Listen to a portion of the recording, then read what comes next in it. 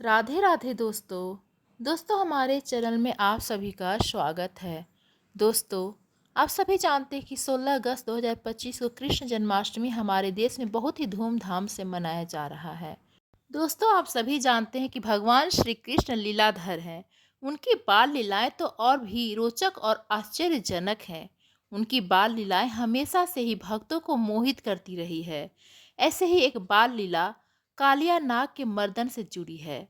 कालिया नाग मर्दन श्री कृष्ण बाल लीलाओं में से एक अत्यंत महत्वपूर्ण लीला है, जो उनके पराक्रम और दिव्य शक्तियों का एक अद्भुत प्रदर्शन है। आइए जानते हैं कालिया नाग मर्दन की कथा और भगवान श्री कृष्ण ने उसे श्राप क्यों दिया। दोस्तों, भागवत कथा के अनुसार ये घटना तब की है जब भगवान कृष्ण गोकुल में बाबा नंद और मैया यशोदा के साथ रहा करते थे।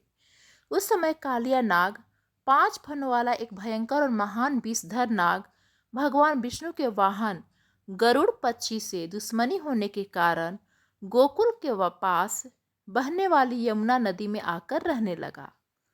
इससे पूरी यमुना नदी में कालिया नाग का जहर फैल गया। इससे न केवल नदी के जलीय जीव मरने लगे, बल्कि नदी का जहरीला पानी पीकर पशु पक्षी और गांव वालों की भी मृत्यु होने लगी। संयोग से एक दिन भगवान लीलाधर श्री कृष्ण अपने ग्वाल बाल सखाओं के साथ यमुना के तट कंदुक यानी गेंद से खेल रहे थे। खेलते खेलते गेंद अचानक यमुना नदी में जा गिरी। अब नदी से गेंद कौन निकाले?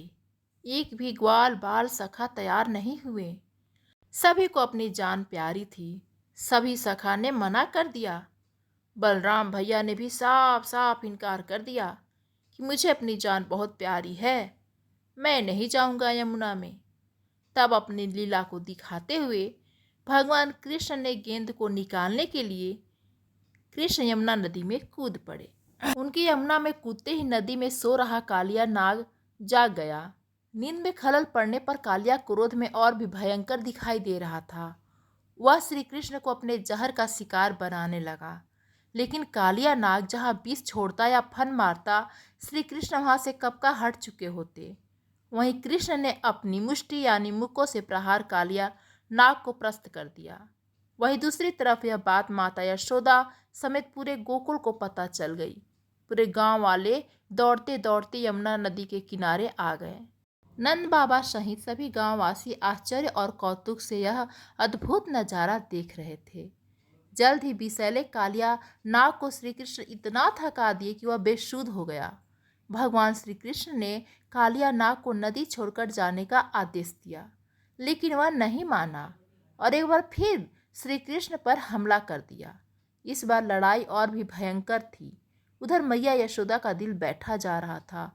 वे रोते रोते बार बार मूर्छित हो जा रही थी, बेहोश हो जा रही थी। उनके आंखों के आंसू रुक ही नहीं रहे थे।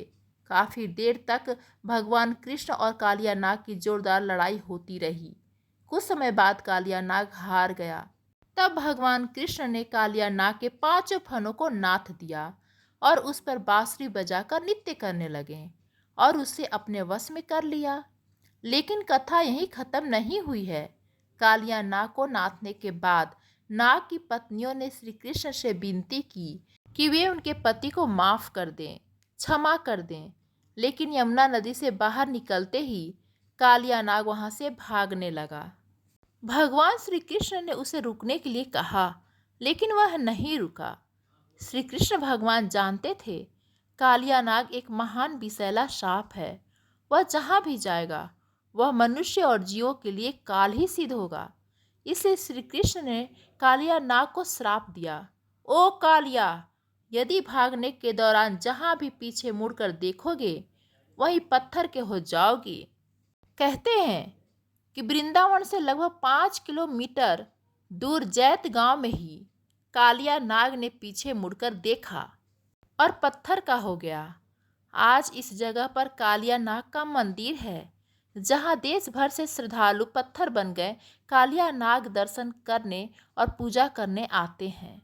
जैत गांव के लोग बताते हैं कि ब्रिटिश शासन के दौरान पत्थर बन गए कालिया नाग जमीन में धंस गए थे। ब्रिटिश सरकार ने पत्थर के रूप में बने कालिया नाग की खुदाई करवाई और कालिया नाग पत्थर को ब्रिटेन भेजना चाहती थी।